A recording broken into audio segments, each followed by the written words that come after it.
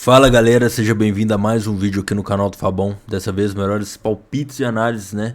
Do UFC 314, Alexander Volkanovski contra Diego Lopes, válido pelo cinturão da categoria do peso pena até 66, tá? Lembrando, o contexto desse cinturão é porque o Ilia Topuria vai subir de categoria, vai tentar o cinturão da categoria de cima dos leves até 70 quilos. A gente não sabe ainda se ele vai lutar pelo cinturão direto ou se vai casar ali com alguém do top 5, mas fato é que ele vagou o cinturão e aí a gente vai ter Volkanovski e Diego Lopes fazendo o cinturão, tá? Galera, eu tô muito animado para esse card, acredito que tem excelentes oportunidades, a gente vai buscar aqui do card preliminar ao principal, então já deixe seu like, se inscreve no canal, se possível um comentário também que me incentiva a estar vindo sempre aqui produzir esse tipo de conteúdo para vocês relacionado ao mundo das apostas. Então vamos com tudo e é isso aí, galera, vamos para cima. Primeira luta que a gente tem aqui é, a francesa Nora Cornolly contra a americana Hayley Crown, tá? O que eu tenho a dizer aqui pra vocês? Antes de tudo isso, prestem bastante atenção. Vou deixar um bingo, tá? De odd 20 pra gente tentar pegar aí nesse UFC, tá? É válido apenas nesse card. O link vai estar no comentário fixado aqui. Então no final do vídeo já confere lá. Bota teu troco lá nessa... Claro, né, galera? Recomendação troco do pão sempre é uma odd alta, mas que eu acredito que, se os astros se alinharem, pode bater. É uma odd alta, odd 20, né? Então, sigam a gestão, coloca o valor que você possa perder. E é isso aí, galera. Vamos com tudo. Bom, primeira luta a gente tem, uma luta feminina aí, válido pelo peso galo, até 62. 61 ali, na verdade. Basicamente, Hayley Cowan, americana, ela tem uma derrota no UFC, ela estreou. Ela que veio de eventos como LFA invicta. Cara, eu não gosto muito dela, não gostei dela, né, na sua estreia. Ela ainda me parece uma lutadora crua e eu vou explicar o porquê, tá? Ela ganhou aqui da Brittney Cloudy, que é uma lutadora da LFA, por decisão dividida. Logo depois ela ganhou dessa Kelly Clayton, que ela perdeu sendo finalizada no segundo round, e ela é uma lutadora muito irregular, essa Kelly Clayton, né, do que eu estudei. É uma lutadora que tem 2 vitórias e 2 derrotas, ganhou dela em 2020, então nem luta mais depois dessa vitória, com 41 anos, então lutadora bem inconsistente. Ela ganhou dessa Mônica Franco, ganhou no Contender Series por decisão dividida, né, da Cláudia, e aí perdeu para Jamie Hoff, sendo dominada na sua estreia. Cara, a Nora Cornolly é uma lutadora mais experiente, né? Ela, oriunda ali do kickboxing, fez 2 vitórias no UFC contra lutadoras duras, assim. A Joseline Edwards é uma carne de pescoço, sempre vende caro suas lutas quando perde. E a Melissa Mullins, ela acabou nocauteando ali no segundo round, tá? A Melissa Mullins que vinha de vitória, inclusive ganhou depois dessa luta. A única derrota dela é para Jaqueline Cavalcante numa decisão dividida.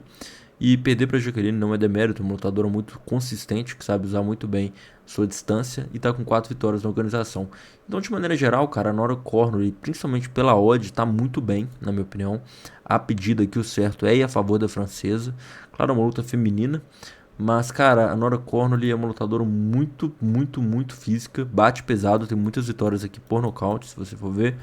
E eu tô com ela, tá? De maneira geral, eu não vejo sentido em a favor da americana aqui, principalmente pelas últimas performances dela, né? Performances inconsistentes.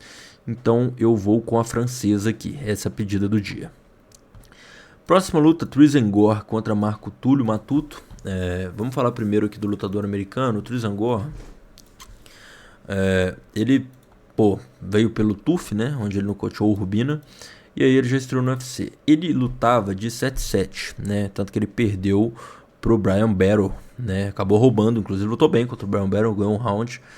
Mas aí ele já subiu para a categoria do 8-4, onde eu acho que ele fica bem pequeno. Ele é aquele cara compacto, mas de maneira geral, uma categoria que você tem caras como Marvin Vettori, Roman Dolidze, e caras que poderiam estar lutando de meio pesado ou lutam um pouco mais de 90, 95 na hora da luta. Eu acho que o Trizan Gore, ele perde assim um pouco no quesito tamanho, mas vamos lá.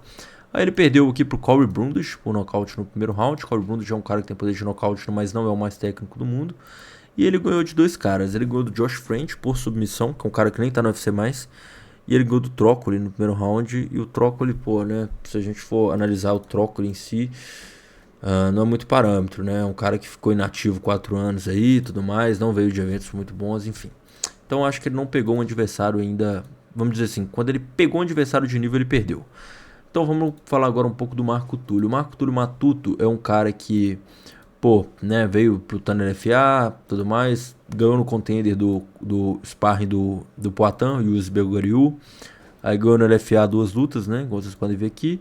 Nocauteou muito bem no Contender Series, no chute rodado. Ele é um cara bem técnico e versátil, que consegue fazer nocautes plásticos. É um cara agressivo, que marcha pra cima.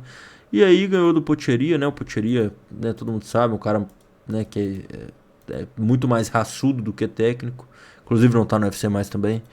Mas ele fez o dever de casa, nocauteou no primeiro round super bem. Qual que é a pedida dessa luta? O Trizangor é um cara que vai tentar fazer essa luta botar pra baixo. E o Marco Túlio tem que fazer essa luta ficar em pé, tá? Basicamente é isso. O Marco Túlio, com certeza, né, treinando, né, imaginando isso. Porém, cara, eu acredito que o Marco Túlio tem tudo pra ganhar e até nocautear, cara. Porque o Trizangor, além de tudo isso, eu acho ele um pouco inexperiente pra MMA. Você vê que os dois têm 30 anos, né? O Trizangor tem 8 lutas, o Marco Túlio tem 14. Então é quase o dobro de lutas de MMA profissional. O Marco Túlio, pra mim, ele tem muita vantagem na parte de strike. E o Trizangor, basicamente, ele vai depender desse jogo de queda, né? Basicamente. Então eu acredito que o Marco Túlio tem a vantagem pelo casamento para fazer essa luta ficar em pé. E ele sobra na trocação. Esse casamento, pra mim, vai ser muito parecido com a luta do Jean Silva contra o Bryce Mitchell, tá? O Marco Túlio contra o Trizangor. O Bryce Mitchell, ele vai ter que botar pra baixo, o Jean Silva vai ter que fazer essa luta ficar em pé, porque em pé eles têm bastante vantagem. Então são dois casamentos que eu imagino que tem uma similaridade aí. Mas de maneira geral, acredito na vitória do Marco Túlio. Acredito que ele tem a vantagem, que tem tudo pra vencer, se seguir a estratégia correta, tá bom?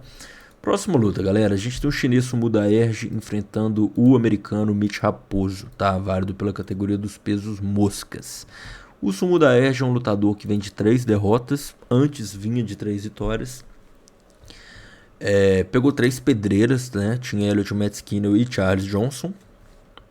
Mas é um cara bem regular, tá? Um cara bem regular, vem de eventos chineses. Ele é um cara que o jogo de chão dele deixa a desejar, tá? Você vê que, inclusive no próprio cartel dele, que ele tem muitas derrotas por finalização. 1, 2, 3, 4, são 6 derrotas por finalização. No UFC são 3. Então o Mitch Raposo, cara, se ele fizer valer o seu jogo de wrestling, ele pode sim vencer essa luta. Ele estreou no UFC pegando essa luta em cima da hora contra o André Mascote. Lutou relativamente bem, foi uma decisão dividida, ele deu trabalho pro André Lima. Ele que veio de eventos menores, né, Cage Titans, enfim, são eventos americanos ali de menor porte, mas, cara, de maneira geral, eu acredito que o Mitch Raposo, se ele fizer valer um jogo de wrestling, ele tem bastante êxito aqui. Como vocês podem ver, a vantagem de altura barra envergadura é a favor do chinês, porém o Mitch Raposo é aquele cara parrudo que, pô, consegue sim marchar pra frente e cortar ângulos e fazer valer seu wrestling. Eu vou com o Mitch Raposo, acredito que o Sumo Daerge, né, 3 derrotas seguidas. É um cara que vai ter que se expor nessa luta, vai ter que tentar ganhar. O Mitch Raposo pode encontrar as falhas e eu tô com o lutador americano aqui, tá? De maneira geral, leve vantagem pro lutador americano Mitch Raposo, é com ele que eu tô. Vamos com tudo, galera. Próxima luta, Cedric Dumas contra Michal Oleksiejczuk. Estados Unidos contra Polônia. O que a gente pode falar dessa luta aqui? O Cedric Dumas é um cara bem... como que eu posso falar? O jogo de chão dele deixa bastante a desejar. Foi quedado com muita facilidade aqui. Ele é um cara que aceita o infight, aquele infight maluco. Então essa luta, não sei, mas o que a gente pode falar dele? As vitórias dele foram contra caras poucos confiáveis, assim, né? O Tchulilin, né, pô, vinha de 3 derrotas e com 36 anos. O Abu Azaitar também vinha de derrota por muito tempo de inatividade, né? Lutava desde 2028, desde 2018, depois lutava desde 2021. Então pegou um Abu Azaitar que não lutava há 2 anos e ganhou por decisão, né? Não conseguiu nocautear.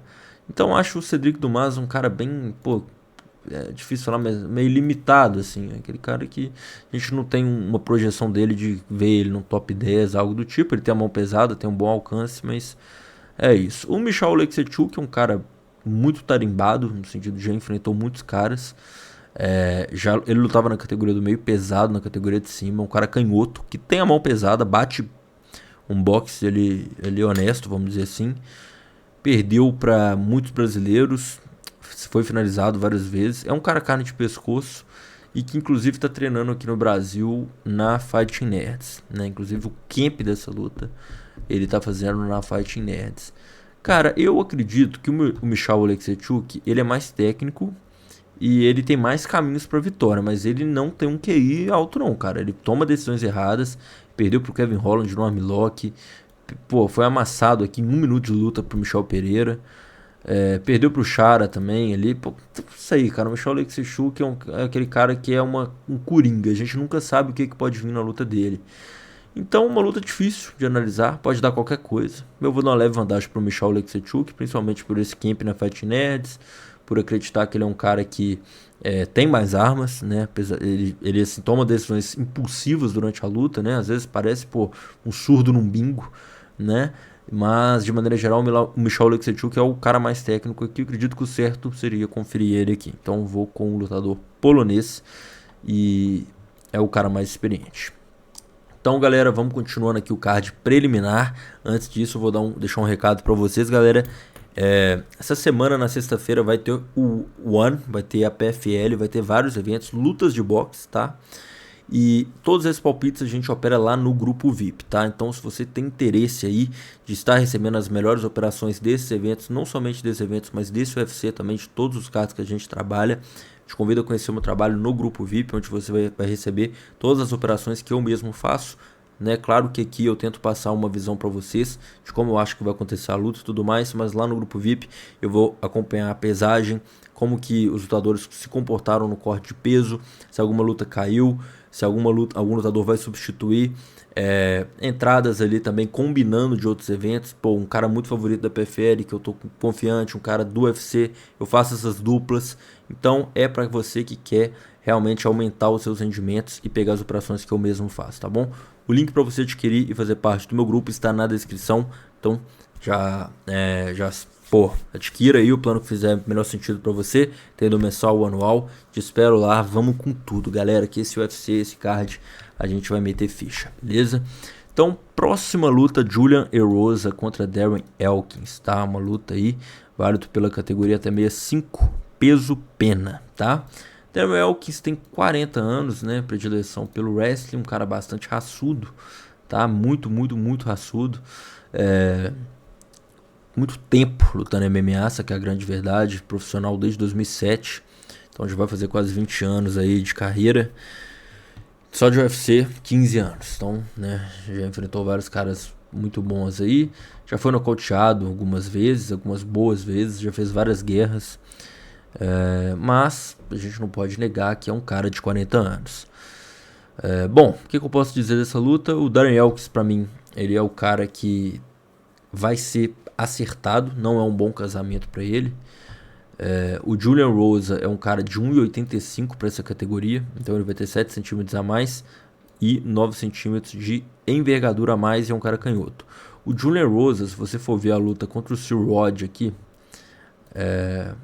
cara, ele marcou muito a distância. Então o Julian Erosa é um cara que trabalha muito bem o jab, ele consegue fazer valer a sua altura para controlar a distância e acertar bastante o adversário. Darren Elkins já lento, cara que gosta ali, né, de confiar bastante no queixo dele. O Julian Erosa pode trabalhar isso.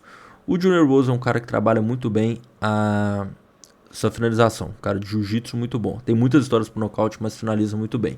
Inclusive, no ano passado, né, lutou 2 vezes, finalizou 2 vezes no primeiro round. E aí eu deixo mais uma, tá?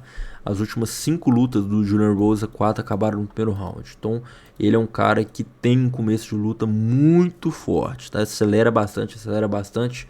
Eu gosto bastante da vitória do Julian Erosa aqui, para ele conseguir uma vitória, talvez pela via rápida, ou no mínimo ganhando 2 rounds. Porque ele é um cara que tem um começo de primeiro round muito bom, e o Darren Elkins já é um cara de 40 anos, então ele vai desacelerando conforme a luta passa. Então, nesse sentido, eu acho que o Julian Erosa pode ser uma opção segura, vamos dizer assim, um lock, pelo casamento, né? Um cara de 40 anos já, Julian Erosa tá bem, vem de 2 vitórias, bem completo, tanto em pé como no chão. Então eu vou colocar aqui o meu favoritismo para o lutador Julian Erosa, tá bom? É isso aí, galera. Próxima luta, Chase Hooper contra Jim Miller, né? Duelo do Leão Velho contra o Leão Novo, muito tradicional. O Jim Miller, né, já, 41 anos de idade, né, muito veterano, né, lutou 3 vezes ano passado, então é um cara que, vem no gás, ganhou do Benítez e do Demon Jackson e tomou uma surra pro King Green. Cara, o Chase Hooper é um cara que no UFC tá aí desde 2019, né, tem 3 derrotas e aí umas 6 vitórias, vamos dizer assim. Porém, veio de 4 vitórias seguidas, é um cara novo, 25 anos, canhoto, alto pra categoria também, 1,85. E ele gosta de fazer valer o seu jiu-jitsu. Porém, cara, o Jim Miller é aquele cara carne de pescoço. Ou ele vence ou ele vende muito caro as suas lutas, né? A gente sabe disso. Agora, se a gente for analisar a coisa como um todo, eu acho que essa luta tem um alto risco e uma baixa recompensa a favor do Chase Hooper. Tudo indica que o Chase Hooper pode ganhar, porém eu não acredito que ele finalize não, cara. O Jim Miller, finalizar o Jim Miller, olha, é difícil, tá? É bem difícil, apesar do Chase Hooper, né, ter ali as condições.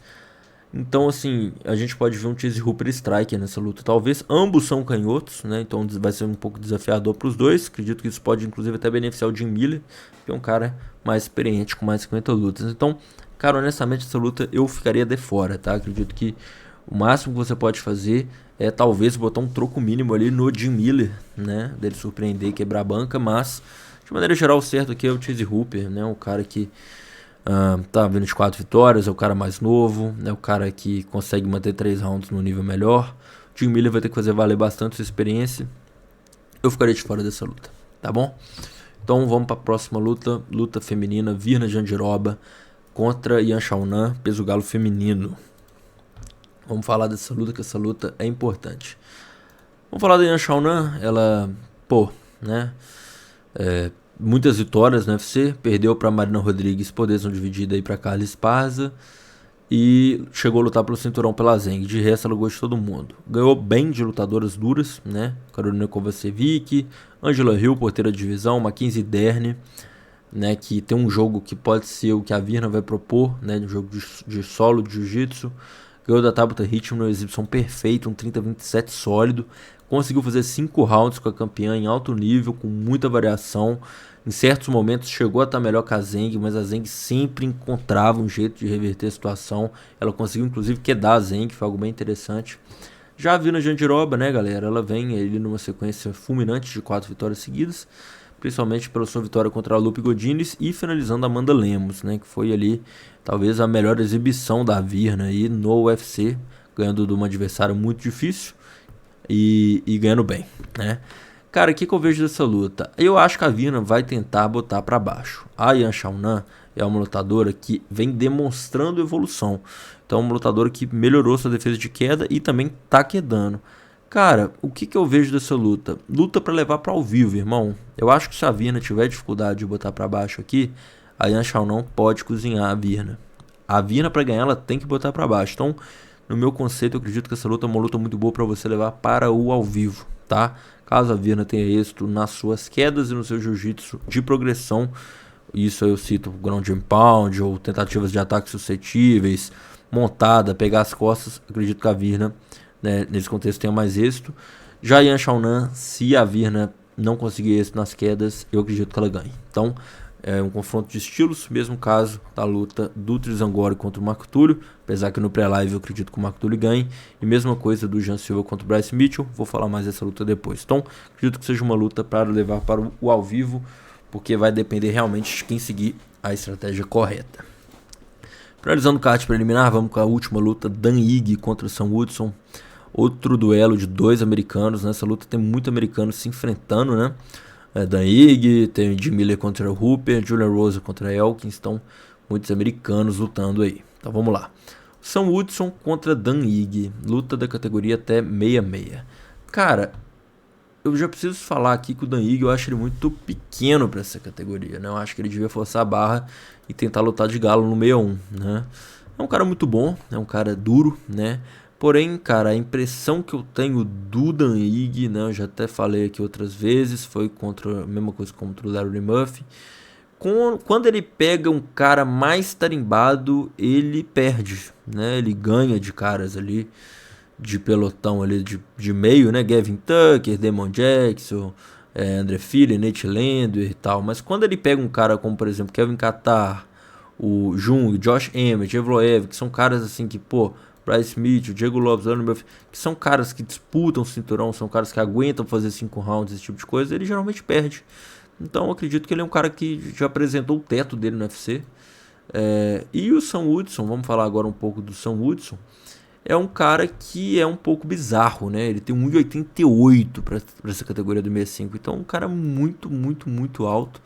Vem da sua melhor vitória contra o Padilha, onde ele nocauteou no primeiro round, achou a distância super bem. Pô, o Padilha foi amassado nessa luta. Ele vem de 4 vitórias seguidas. É um cara que trabalha muito bem a distância, né? Golpes isolados, assim, ele dá golpes que você não sabe nem da onde que vem. E ele usa muito bem, então, a sua distância e seu volume de golpes. O Dan Ige vai ter que encurtar, vai ter que trabalhar leg kicks, né? Etc. Vem de 2 derrotas, né? Contra 2 caras muito duros, obviamente, né? Diego Lopes e Leonard Murphy. Pegou essa luta contra o Diego em cima da hora. Mas de maneira geral, cara, eu acho que a pedida aqui é o Sam Woodson. Acho que o Dan Ige é pequeno para a categoria. Vai ter que fazer uma luta muito estratégica para dar certo aqui. De realmente ele encurtar e vai ser difícil achar distância contra o Sam Woodson. Eu vejo o Sam Woodson podendo levar essa luta por decisão. Ou no mínimo ganhando 2 rounds ali, né? Não vejo essa luta tendo nocaute ou finalização. O Dan Ige aguenta porrada, a gente tem que falar isso. Né? Todas as derrotas aqui, ele nunca foi nocauteado ou finalizado na sua carreira inteira. Então um cara que, pô, ele perde, mas ele aguenta o rojão. Então eu vou com o Sam Woodson para vencer. Acredito que esse jogo de distância, de envergadura de 1,88 dele aqui pode ser bem eficaz. Então, galera, finalizamos o card preliminar, vamos dando entrada no card principal. E aí eu tenho um recado para você, galera. Entre no meu grupo gratuito, tá? Grupo 100% gratuito. Por lá eu envio não somente dicas de MMA, mas de vários esportes. Então, hoje mesmo a gente já pegou um green lá. Muito importante que você esteja lá, porque eu mando notícias, luta que cai e tudo mais, operações ao vivo, bingos e múltiplas. Então é muito importante que, se você curte o meu trabalho, você esteja lá. É essencial e é de graça, né? Então o link está na descrição, não perca tempo. Entre no grupo 100% gratuito. Nikita Krylov contra Dominick Reyes. Mais um casamento que é confronto de estilos, né? Vamos lá? Nikita Krylov é um cara que eu nem falo que ele é wrestler, não, cara, mas ele, pô, é um cara de bom nível de jiu-jitsu. Ele queda bem, ele finaliza bem. E é um cara muito experiente, né? Tá no MMA desde 2012, tá na sua segunda passagem pelo UFC. Já enfrentou, pô, o Glovão, Jan Borovic, Ankalaev, Gustafsson, enfim. Vem de 3 vitórias seguidas, não vem tão ativo, né? Tá praticamente 2 anos parado. E aí, eu, pô, até fazendo justiça, eu não sei se é por causa da guerra, né? Porque ele é ucraniano, mas fato é que ele tá 2 anos parado. E bom, o que a gente pode falar aqui do Nikita Krylov? Eu acredito que ele tem muita vantagem nesse casamento pelo fato dele poder colocar o Dominick Reyes para baixo, tá? Acredito que fica bem interessante essa luta para ele. O Dominick Reyes é um cara que, né, todo mundo sabe, vinha muito bem no UFC, ganhando de todo mundo, perdeu pro John Jones numa guerra. E desde então ele tomou 3 nocautes. 3 nocautes para caras duros, né? Jan Borovic, que foi campeão. Prohaska, que foi 2 vezes postulante ao cinturão. E pro Ryan Spann, que apesar de não ser um cara muito bom, tem muito poder de nocaute. Tanto que hoje já tá em luta de peso pesado. Aí ele ganhou de 2 veteranos, né? O Anthony Smith, que acredito que aposentou recentemente. E o Dustin Jacob, que é um cara de mais de 40, né? Muito veterano. Mas o fato é que nocauteou, vem de exibições melhores. Mas, cara, o Dominick Reyes, acredito que ele já teve seu auge, né? Ele já tem 35 anos, é um cara canhoto. Não é um cara muito físico, né? Você olha ele assim, sei lá, ele não tem tanta mobilidade e tudo mais. Ele depende muito do boxe dele, é um cara canhoto. Nikita Krylov não pode vacilar na trocação, é óbvio. Mas, cara, eu vejo o Nikita Krylov conseguindo colocar essa luta pra baixo. Acho que esse que é o maior problema, assim, dessa luta. A gente não sabe se esse tempo de inatividade do Krylov pode pesar. Mas fato é que o Nikita Krylov é mais experiente que o Reyes, quase tem o dobro, né, de lutas de MMA profissional dele. E então um tempo de cage muito superior. A experiência conta muito, apesar do Dominick Reyes, né, ter lutado com o John Jones e tudo mais. O Krylov, pra mim, ele consegue colocar essa luta pra baixo, pode finalizar ou ganhar por decisão. Eu vou nessa perspectiva. Acredito que o Dominick Reyes vai ter brecha ali pra ser quedado, tá bom? Então vamos com tudo. Próxima luta, acredito que seja a luta mais aguardada aí por todos vocês. Jean Silva contra Bryce Mitchell, né, galera? Ignorando, né, obviamente o contexto que cerqueia essa luta, né, que é das falas do Bryce Mitchell e tudo mais. Vamos focar na luta em si. Cara, o Jean Silva é um cara que tá em ascensão aí. Ganhou do Kevin Vallejos ali no Contender, numa guerra, uma luta muito boa, que os dois lutaram muito bem. E desde então o Jean Silva tem 4 lutas e 4 nocautes. Ganhou do Weston Wilson, que, né, não era nenhum parâmetro. Ganhou do Charles Jourdain, né, que é uma luta que a gente tem que prestar bastante atenção para falar dessa luta, porque o Charles Jourdain conseguiu colocar algumas vezes o Jean para baixo. Ganhou do Drew Dober, que era o maior nocauteador dessa categoria, a de se respeitar, e nunca tinha sido nocauteado na carreira, tá? Até foi agora recentemente novamente pelo mexicano, né? Esqueci o nome dele agora, mas esse era o contexto. O Jean Silva foi o primeiro cara a nocautear o Drew Dober. Quase certeza, cara. Acho que eu não tô falando besteira, não. É isso. No UFC, o Drew Dober tinha sido nocauteado uma vez, mas em 2011. No UFC, o Drew Dober nunca tinha sido nocauteado. Aí ele foi aqui e foi pelo Manuel Torres, é isso mesmo. Então o Jean Silva é um cara que tá se mostrando cada vez mais um pedigree acima, se vendendo muito bem, vem com uma performance absurda nocauteando o Melsik Baghdasaryan, que é um cara oriundo do kickboxing, um cara muito bom, que nunca tinha sido nocauteado também, e não só no UFC, mas no seu cartel profissional. Inclusive tinha 4 lutas no UFC e 3 vitórias. Então uma luta muito boa aí que o Jean Silva apresentou. E ele agora luta contra o Bryce Mitchell, velho, que de verdade é um cara encardido, tá? Não é um cara ruim. É um cara que já fez guerras contra caras de respeito da divisão. Edson Barbosa, 2 rounds com Topuria, ganhou do Dan Ige, ganhou do Shep Mariscal, tá? Um dos meus lutadores favoritos, quem me conhece sabe. Ganhou do Kron Gracie, né? Uma luta fraca que ele podia ter ganhado antes, mas enfim. E foi nocauteado aqui pelo Josh Emmett. O que a gente pode falar dessa luta? O Bryce Mitchell vai ter que quedar, meu irmão. Em pé não dá pra trocar com o Jean Silva. E eu acho que o Jean Silva vai pra nocautear. O Jean Silva, cara, ele tem uma equipe muito boa que cerqueia ele. E eu realmente acredito que eles se planejaram o máximo possível pra pegar esse jogo do Bryce Mitchell, que é negar queda. E de maneira geral, todos os lutadores da Fight Nerds, né, tô falando dos 4 ali, Prats, Borralho, Ruff e Jean Silva, eles têm uma excelente defesa de queda. Todas as vezes que eles foram colocados à prova em situações de queda, eles se saíram bem. Então, por exemplo, Charles Jourdain conseguiu colocar para baixo, conseguiu, mas não conseguiu manter o Jean Silva embaixo. Aí é que eu coloco o êxito e o mérito da equipe. Então, eu acredito que o Jean Silva vai ter o jogo suficiente para ganhar do Bryce Mitchell. Se vai ser por nocaute ou finalização, eu não sei. Eu acredito que por nocaute, tá? A grande verdade é essa. O Bryce Mitchell tem brechas. Ele é um cara que, inclusive, foi nocauteado pelo Josh Emmett num golpe de encontro. Que o Jean Silva tem muito mais velocidade e armas do que o Josh Emmett, né? Josh Emmett, de 40 anos de idade. Perdeu agora pro Leone Murphy, né? Um antijogo do Leone Murphy, mas ainda assim, se o Josh Emmett conseguiu espaço contra o Bryce Mitchell, eu acredito que o Jean Silva vai ter muito mais. Então eu acredito que a vitória do Jean Silva é a melhor pedida e opcional por nocaute, tá? Então vamos com tudo. Próxima luta, Yair Rodrigues contra Patrício Pitbull. Luta muito boa, né, cara? A gente, vai ter o Patrício Pitbull aí no UFC. Acho que todo mundo queria, né? Um cara que, infelizmente chegando tarde com seus 37 anos. Mas, a gente que pelo menos aposta em MMA e acompanha o Bellator sabe o impacto do Patrício Pitbull no MMA, né? Então ele tá realizando um sonho, enfrentou muitos caras bons, Jay McKee, próprio Michael Chandler que vai estar nesse card, Juan Choleta que foi campeão, Ben Henderson que já lutou UFC também, enfim.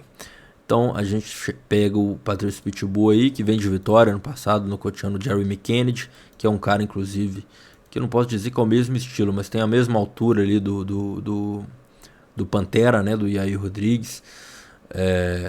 Bom, o que a gente pode falar dessa luta? O Yair Rodrigues é um cara que vem de derrota pro Brian Ortega, sendo finalizado no início do ano passado. Antes disso, tinha perdido pro Volkanovski, onde ele foi triturado. Cara, essa luta, a gente sabe que a debilidade do Yair Rodrigues é, né, o jogo de chão.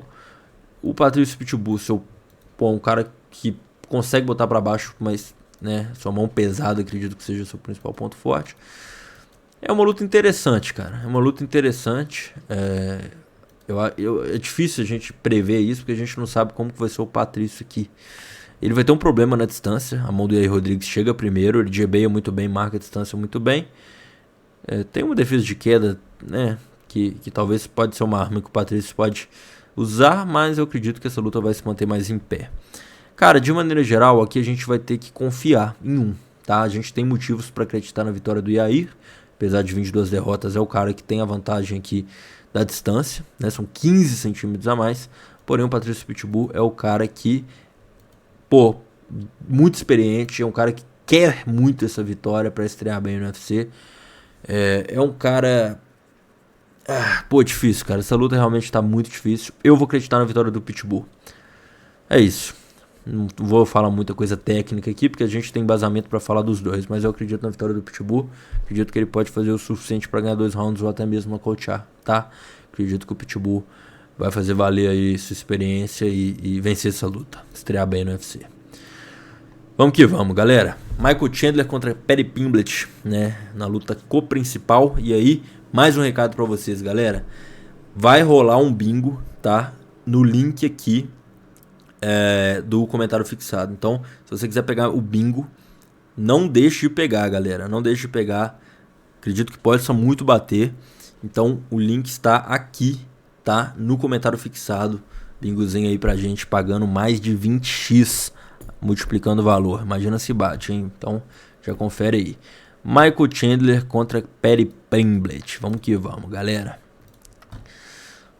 Uma luta difícil de se analisar. Por quê? Vou explicar pra vocês. O Paddy Pimblett, ele vem de 6 vitórias seguidas no UFC.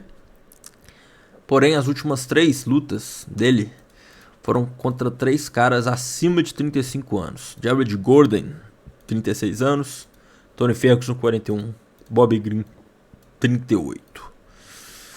Pouco confiável, tá? No meu critério. Acredito que é um cara pouco confiável essas vitórias aí. Já o Michael Chandler vem de 4 derrotas nas últimas 5 lutas.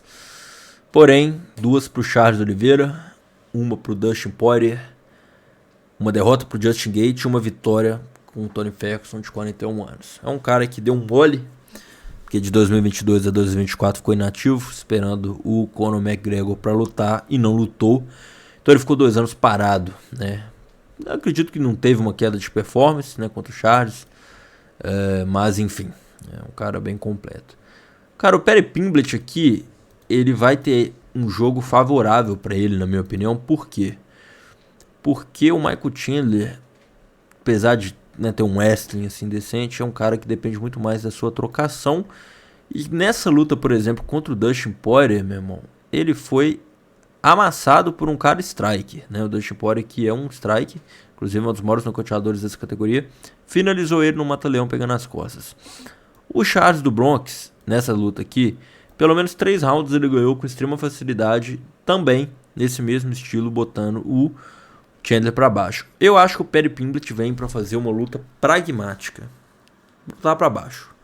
Eu não sei se ele vai conseguir finalizar e tudo mais, mas eu vejo o Paddy Pimblett conseguindo colocar o Michael Chandler para baixo, tá? É a mesma coisa dessa luta aqui do Krylov contra o Dominick Reyes.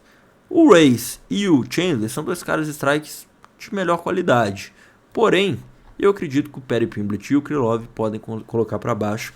E aí, nesse sentido, né, o jogo muda para mim. Então, de maneira geral, acredito que a leve vantagem para o Paddy Pimblett. Acredito que ele pode fazer o suficiente para não ser acertado e botar essa luta para baixo e acabar vencendo, né? É claro que a mão do Chandler pode entrar, vai ser o primeiro teste de fogo no UFC. Como eu disse, o Paddy Pimblett vem de 3 lutas onde ele enfrenta caras veteranos. Vai ser a primeira luta que ele enfrenta um cara que também é veterano, né? Curiosamente, a 4ª luta dele seguida pegando veteranos com caras de mais de 35 anos. Assustador, escolhe muito bem suas lutas, o Paddy Pimblett. Então é um cara mais novo, é o cara que vem de 6 vitórias seguidas. Eu vou com o inglês aqui, tá bom? E agora, galera, a luta principal, Alexander Volkanovski contra Diego Lopes. Até sentar direito aqui na cadeira para falar dessa luta.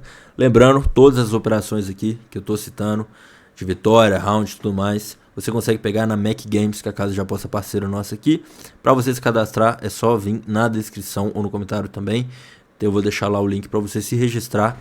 É a casa que paga melhor, é a casa que tem saque, depósito instantâneo via Pix. Então, suporte 24 horas sem problema algum. Uma casa que eu confio. Então, se cadastre e registre na Mac Games, já crie sua conta para você forrar comigo nesse card.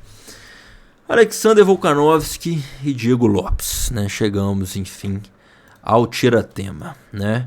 E lembrando, galera, essa luta em específico, tá? Essa luta do Diego Lopes contra o Volkanovski, eu vou estar operando muito no grupo VIP, que é onde você recebe os meus palpites personalizados.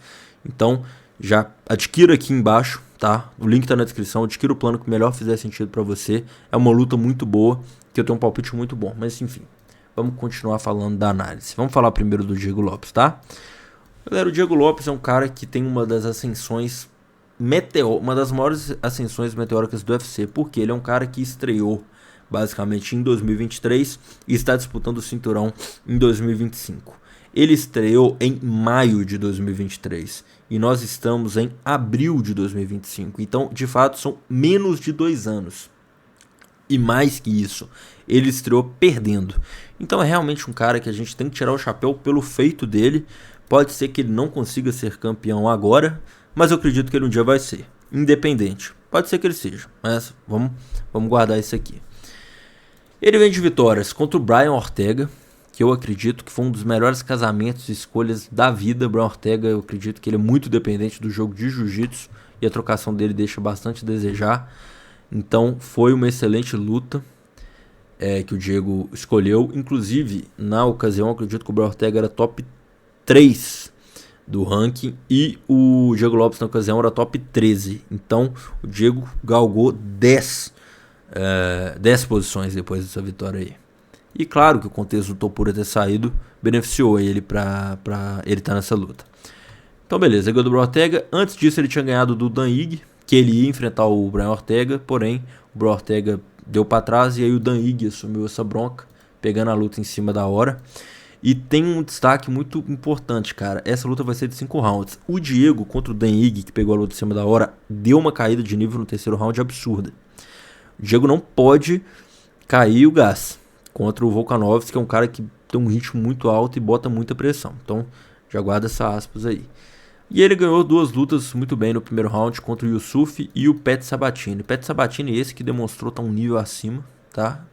Valorizou ainda mais a vitória do Diego, porque ele dominou o João Anderson Brito Tubarão, né, no último evento, que foi uma luta, porque eu pessoalmente fiquei muito decepcionado com o Tubarão. Não sei vocês, deixem também nos comentários. E ele ganhou do Sodiq Yusuf, que vinha muito bem, apesar de ter perdido pro Edson Barbosa, mas era um cara que vinha com muito mais vitórias que derrotas no UFC. E aí ele ganhou do Gavin Tucker aqui, que enfim, eu vou desconsiderar. Então o que eu percebo aqui do Diego Lopes? Ele teve uma ascensão meteórica no UFC, ele ganhou do Sabatini e do Yusuf com muito mérito, mas as últimas 2 lutas dele foi contra um Brian Ortega, que foi um excelente casamento, e um Dan Ige, que pegou a luta em cima da hora, tá bom? Já o Alexander Volkanovski é uma lenda, é um cara que vai estar no Hall da Fama do UFC, porém já tem seus 36 anos e 22 nocautes, tá? Então a gente tem que destacar esse ponto aqui. E agora eu vou destacar o que eu vejo de vantagem para o Volkanovski. Claro, né, que além da sua experiência e tudo mais, tem 2 pontos que eu quero elencar aqui. Eu não vou falar do currículo do Volkanovski aqui porque é chovendo molhado, todo mundo sabe que ele é muito bom. Porém, ele teve 2 derrotas no UFC, o Volkanovski. Ele perdeu para o Makhachev 2 vezes. E as 2 vezes, galera, foi válido pelo cinturão do peso leve, tá? Então ele perdeu essa luta aqui sendo nocauteado, a mais recente, que ele pegou em cima da hora, ele não estava com camp completo, a gente tem que ressaltar isso. E ele perdeu aqui numa luta de 5 rounds, fazendo uma guerra com o Makhachev, que o Makhachev realmente, assim, cara, tem uma cena que o Makhachev olha pro relógio e fala tipo assim, caramba, cara, falta muito para acabar o round. 2 juízes deram 48-47, ou seja, se o Volkanovski faz um round a mais, ele podia ser ele ter o cinturão do peso leve e ser duplo campeão. Então, as 2 derrotas que o Volkanovski perdeu para o Makhachev, eu ressalto, foi na categoria de cima, até 70, não foi de 66. A única derrota que o Volkanovski tem no 66 foi contra o Ilia Topuria. O Ilia Topuria, que eu acho que dispensa comentários, o que ele fez contra o Volkanovski e contra o Holloway, credencia ele a possivelmente, assim, cara, se ele manter esse nível, ele pode chegar a um nível de um John Jones da vida. Realmente, a gente tem que ver ele dessa forma. É um cara que, pô, podia se acomodar e ser campeão e tá buscando legado, tá buscando ainda mais ser campeão de outra categoria, desafiar um Makhachev, que hoje é o número 1 pound por pound. Então, muito respeito pelo Topuria. Eu, pessoalmente, sou um dos meus lutadores favoritos. Mas vamos falar dessa luta. O Volkanovski só perdeu para um cara de 66, que foi o Ilia Topuria. Porém, tem 2 pontos que eu quero ressaltar. Essa luta contra o Makhachev, ele pegou em cima da hora. E, na minha visão, o Volkanovski fez um erro, tá? Porque ele já tem 36 anos. Ele foi nocauteado aqui em outubro de 2023. E aí passa novembro, dezembro, janeiro. Pouco mais de 3 meses depois, ele já pega uma luta contra o Topuria. Quando você é nocauteado, principalmente o caso dele, que foi ali, né, a primeira vez no UFC, esse período de recuperação pós-nocaute foi muito curto. Muito curto. Então, cara, eu acredito que isso pesou para ele também ser nocauteado de novo, né? Não teve tanta resistência. Ele pegando essa luta 1 ano depois, queixo resolvido, tudo tranquilo, eu acredito que vai ser difícil pro Diego, cara. O Diego vai ter que estar no dia dele. A trocação do Diego é muito boa, né? Muito explosivo. Porém, eu acredito que o Volkanovski é um cara muito tático, né? Um cara muito estratégico. E é um cara que tem muita força e sabe fazer valer o seu wrestling. Então, eu acredito que essa luta sendo de 66, irmão, eu vou respeitar o legado do Volkanovski e vou ficar com a vitória dele. Acredito que o Diego, como eu disse, é um cara que só tem 2 anos de UFC e já tá disputando o cinturão. Ele pode ser campeão um dia, mas hoje eu vou ficar com o Volkanovski. Pode ser que lá pra frente o Diego seja campeão, mas hoje, do que eu tenho aqui, o contexto me pesa a racionalmente fazer uma análise a favor do Volkanovski. Então, na minha pedida, é Alexander Volkanovski para vencer e retomar o cinturão, tá bom? Vou ficar feliz de Diego ganhar, cara brasileiro e tudo mais, mas sendo racional, né, analisando a luta friamente, eu vou com o Volkanovski. Beleza, galera? Esse foi o vídeo. Deixe seu like, se inscreve no canal. Tamo junto. Deixe seu comentário. Forte abraço. Valeu.